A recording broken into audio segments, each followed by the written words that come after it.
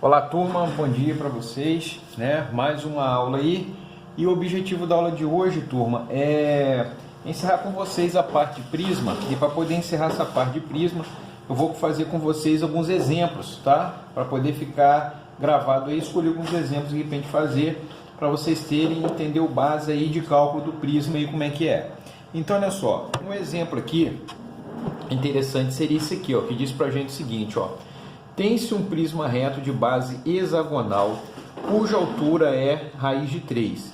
Tá aqui a altura dele é raiz de 3 e cujo raio do círculo que circunscreve a base é 2. A área total desse prisma é... Então, o objetivo aqui é calcular a área total desse prisma. Vamos lá, então? Então, olha só. Ele diz que o prisma ele é hexagonal. Então, vamos lá comigo. Se eu tenho um prisma hexagonal, né? Reto, então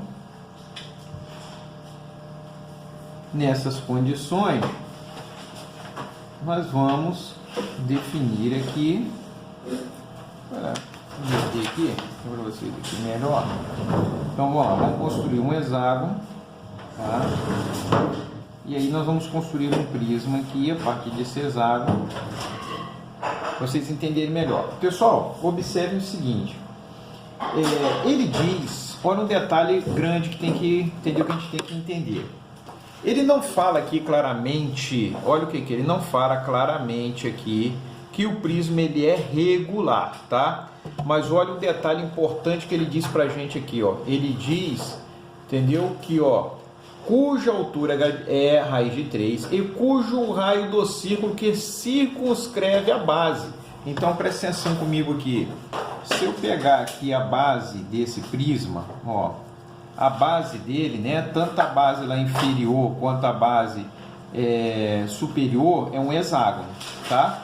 Então, se é um hexágono, tá aqui a base, ó, um hexágono. Beleza.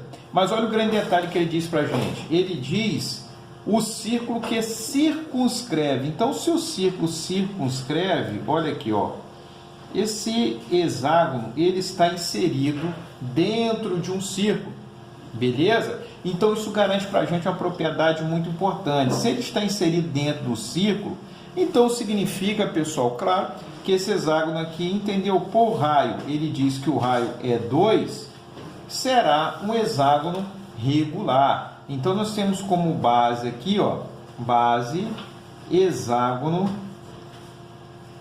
regular.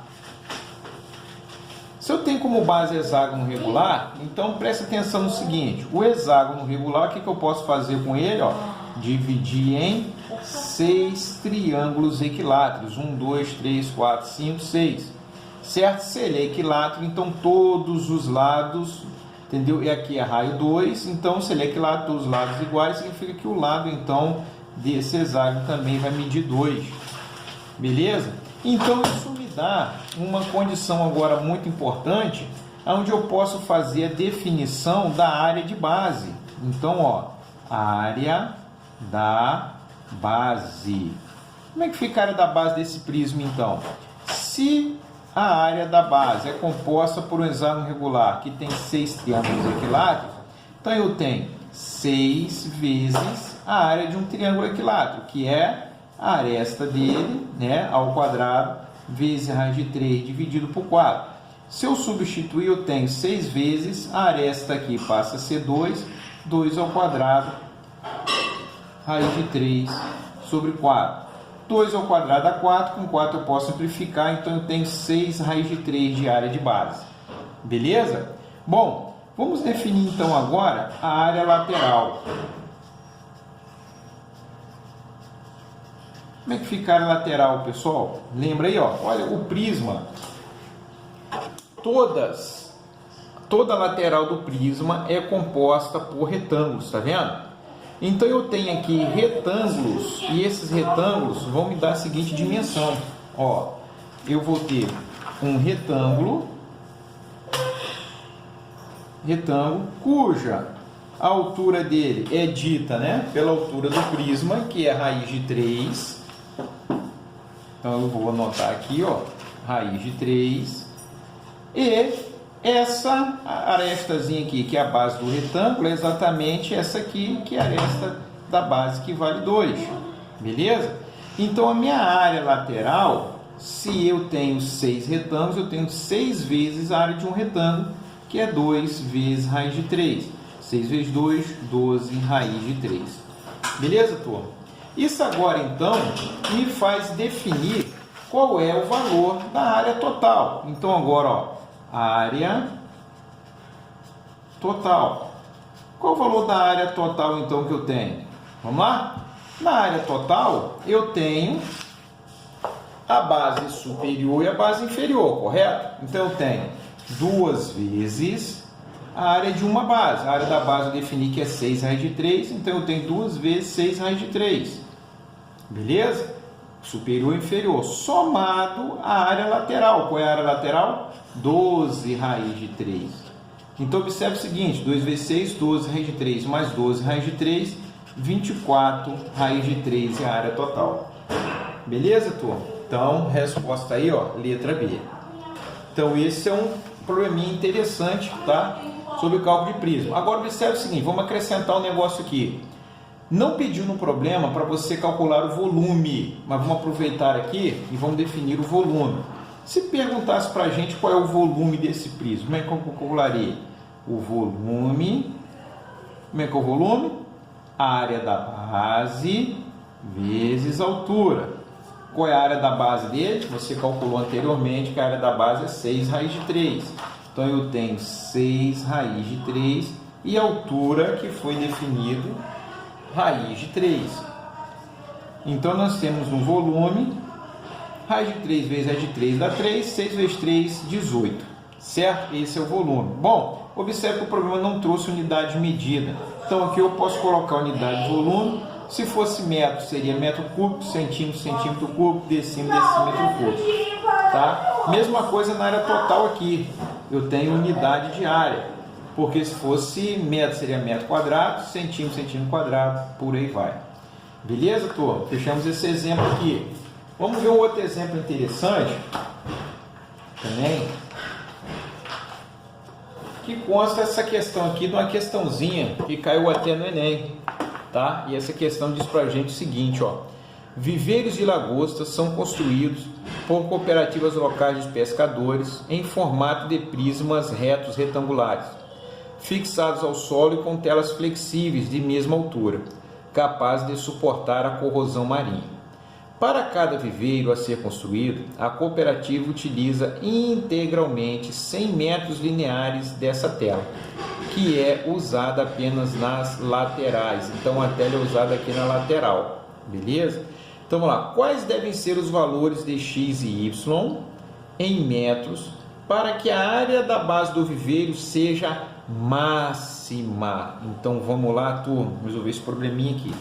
Então, vamos lá. Nesse problema, nós temos aqui um reservatório prismático, tá? Na forma de um retângulo. Então, na forma de um retângulo, esse reservatório, ele diz que aqui as medidas são x e y. Observe que ele fala para a gente que o que é gasto, entendeu, integralmente, são 100 metros lineares de tela. Então, correspondente aqui, entendeu, a questão para ele vedar, né, esse viveiro. Então, você concorda comigo? Se são gastos 100 metros lineares de tela, eu vou utilizar o perímetro, né, aqui dessa caixa. Então, vou obter x mais x, 2x mais 2y, esse perímetro aqui, né, que é linear, tem que dar 100, que é dito do texto, integralmente 100 metros lineares dessa tela. Agora, se eu calcular a área, eu tenho x e y. X vezes y é a área, beleza? Então, ó, a área é dada por x vezes y. O que ele pede, pessoal? Observe o seguinte de novo, vamos ler aqui, ó. Qual devem ser os valores de x e y em metros para que a área da base do viveiro seja máxima? Então, ele quer que essa área aqui seja máxima. Então, para área máxima, nós vamos ter o seguinte, ó, na área máxima. Observe que eu posso estabelecer uma relação entre área e perímetro aqui, né? Se eu simplificar a equação ali, ó, 2x mais 2y igual a 100, eu posso dizer também que x mais y é igual a 100, beleza? Então, se eu tirar o valor de y aqui, eu vou dizer que y é igual a 100 menos x, perfeito? Se eu substituir aqui agora, ó, a área x vezes o valor de y, que é 100 menos x, eu vou ficar com uma equação da área em função da medida x, perfeito? Então, isso vai me dar a seguinte solução: x vezes 100, 100x, x vezes menos x ao quadrado. Então, só colocando na ordem aqui, né? Menos x ao quadrado mais 100x. Perfeito? Observe que a área ficou em função de uma equação do segundo grau, né? Uma função do segundo grau, né? Onde eu tenho a área variando em função da distância x. Então, vocês estão lembrados aí que na função do segundo grau, nós temos que respeitar os coeficientes aqui em relação à função. Vamos relembrar? Como é que ficaria o gráfico dessa função aqui? Vamos lá, eu tenho, ó, o meu eixo vertical seria a variação da área, né, da função valor de y, e aqui o meu eixo horizontal seria a variação de x. Observem que a função valor de A é negativo, então essa parábola está com concavidade para baixo. E o valor de C não aparece, é zero. Significa que ela passa pela origem, não corta o eixo x, né? Então, não teria uma projeção assim, mais ou menos, né? Uma ideia da parábola seria uma ideia sim da parábola. Observe que aqui você tem o vértice, ó. E aqui, se eu tenho o vértice, o que eu tenho aqui, ó? O vértice da parábola. E aqui é exatamente meu ponto máximo, né? Se é meu ponto máximo do vértice da parábola aqui, você concorda que aqui você tem o x do vértice, certo? Então, o x do vértice corresponde ao ponto máximo. E esse ponto máximo aqui vai corresponder ao quê? Ao y do vértice, que é a área máxima. Então, o y do vértice é a área máxima. E o x do vértice, se eu descubro ele, vai me dar a área máxima. Show, turma? Vamos lá, então. Lembra comigo? Se eu tenho o x do vértice, como é que eu defino o x do vértice?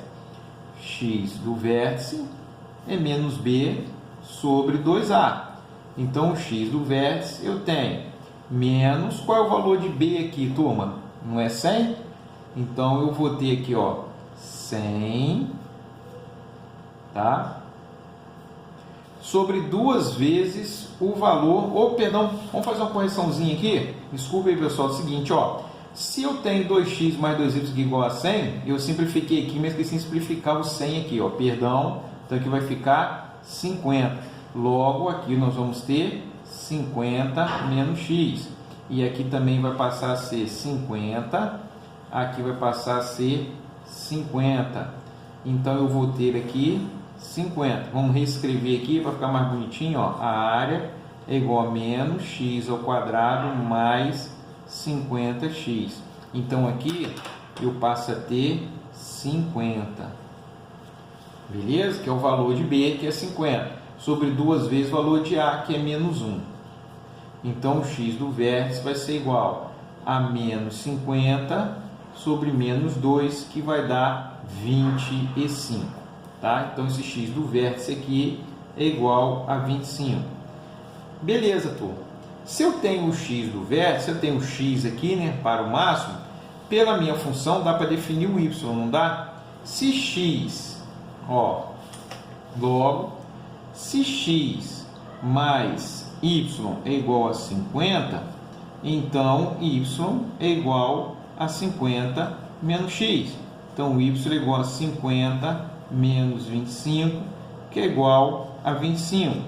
Então, para que a área seja máxima nessa questão do viveiro de lagosta, o meu x tem que ser igual a 25 e y também tem que ser igual a 25.